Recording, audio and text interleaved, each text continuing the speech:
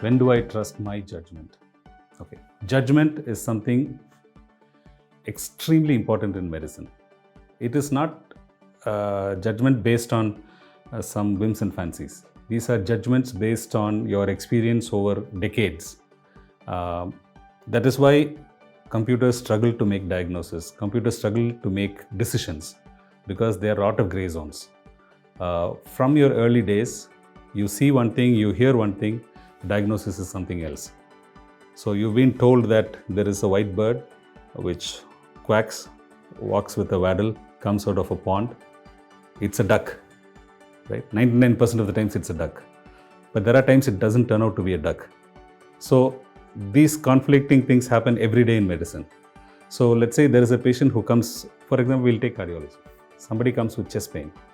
There was a lady who came, 44 years old, no diabetes, nothing. Healthy lady, comes in the night at 2 o'clock with chest pain. ECG is normal, blood test is normal. So I was called. So I was a little unsure whether to go or not because 44-year-old lady with normal ECG, obviously it's not cardiac. Then after 5 minutes anyway I went. Second ECG is normal. Third ECG is normal, which is all like 15 minutes apart because she's still complaining of pain. Then finally we brought the echo machine and we checked some abnormality. Then we took her up to the cath lab. She has a 100% blocked artery and it's a massive heart attack. So we did the angioplasty, she's still there. It's about 5 years now. So these are things that you have to go by gut instincts. There are things that tell you that there's something wrong. You don't have a pointer to it. By experience, I have made these mistakes earlier, misjudging these people, telling them there's nothing wrong with you, go home. Then the next morning they come back with more pain. So over time, these things are a learning process. So when you make a decision, it is a combination of a lot of internal knowledge and a lot of previous judgments that you've made, so every time you make a decision, you are just hoping that that decision is right because you want the patient to get better. For example, recently there was a patient who was told to have a dilated fallopian tube, fluid accumulation in the fallopian tube. Admitted for this, she had an MRI, she had an ultrasound, she had examined by 2 consultants. On the table, it was an elongated appendix, which was looking exactly like the fallopian tube and was sitting on top of the fallopian tube. So these are surprises that keep coming at you every day. So at one point, you are on guard. You don't want to commit a diagnosis. The more senior you become, the less sure you are about what you're seeing. Because a junior guy, the moment they say right abdomen pain, he says it's appendix because he doesn't know anything else because he has not seen the world.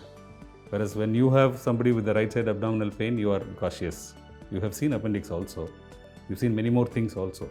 So these kind of conflicts really continuously work in our head, and patients don't understand that.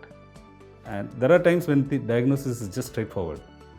That day we had a patient in the ER, same night, 2 o'clock, 3 o'clock. Go there, ECG is showing a full-blown heart attack. I tell him, you have a heart attack, you need an angioplasty, and it will cost you this much. So he was really annoyed with me. He said, how can you just come and look at one paper and say it costs this much? I said, this is a fact. Whether you can understand it or not is a different story. I'm sorry, this is the fact. He went home. I don't know what happened to him. But there are situations when you feel really sad that the community has reached a point where everything is viewed suspiciously. And every day in my OPD, somebody comes and asks for a second opinion. Did that fellow do the right thing? They would have done the right thing. Nobody wants to do the wrong thing. Everybody wants to treat the patient. Everybody wants to make him all right. But that judgment you have to take at one point may not be the best judgment because at that point you don't have all the information. 2 days later, you'll have better information.